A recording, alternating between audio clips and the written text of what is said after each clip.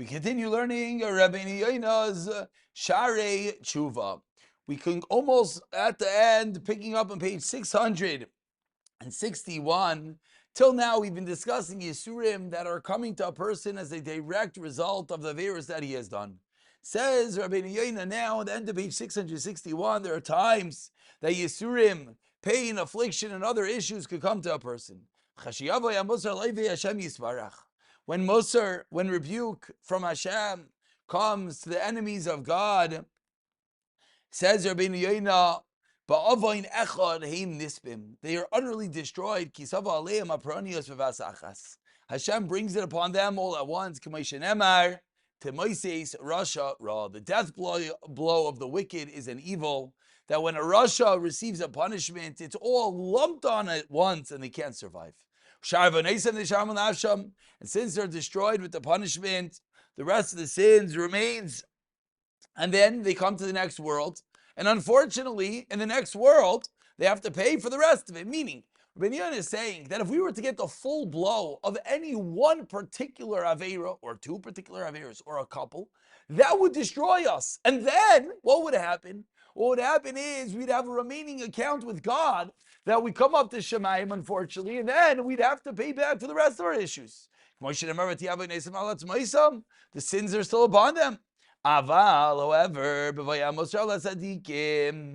when tzaddikim receive Musar, when tzaddikim receive rebuke from Hashem, little by little, till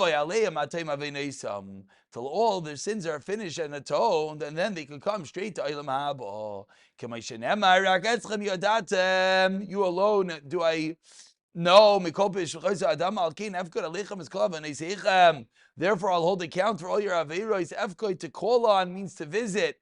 What the pasuk is teaching us, that we receive small little snippets here and there to slowly cleanse us. You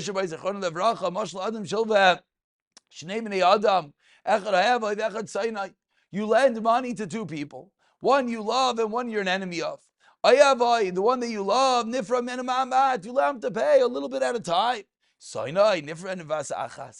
out of Hashem's love for us, what does He do? He comes and He punishes periodically, but in smaller ways, so that we could bear the punishment and thereby be cleansed. So Rabeinu Yona is teaching us an incredible lesson that in the global sense, let's just clarify, we started and we said that we're no longer talking about specific Aveiros, because we're talking more in the global sense. That a person has an account and he needs to receive in order to be cleansed by God. So it's not that he's getting punished for this particular Aveira or that particular Aveira.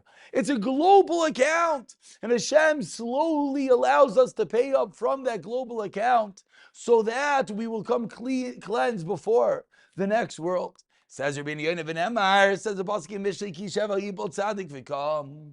Famously, the tzaddik falls 7 times and gets up. Rishayim yikashlu bara, but the Rishayim stumble with one issue. Pirush b'ra achas, that the Rishayim with one calamity, with one negativity, yikashlu, they stumble v'yitamu, and they are destroyed because they receive their punishment in a mannerism that they can't survive. V'ne'amar, Yasreinu Hashem, ach v'mishra al be'abcha ben tamitenu.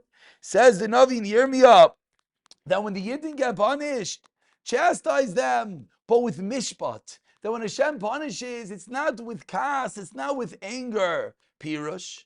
Ach v'mishra midas rachamecha v'choik chasadecha. That what does mishpat mean? Here it means ach b'mishpat. What it means to say is the measure by the midas harachamim. That's how we get punished. That we're not getting the full measurement, and that's why we're able to survive, endure the punishment, and thereby be cleansed. Let me tell you another mashal. One who needs to discipline a child, but he doesn't know how to hit the kid. So what does he do? He unfortunately smacks the kid in the face or in the eye in a place that really hurts the child. It really inflicts bodily harm. Someone who knows how to discipline, someone who knows how to show the child that he's only hitting him to show his displeasure, to reaffirm the lesson. He could give him a little hit. He's not going to smack him across the face, Rahman al-Islam. He's not going to poke out his eye. He gives him a little patch to show the child that I have to punish you so that you realize the severity. We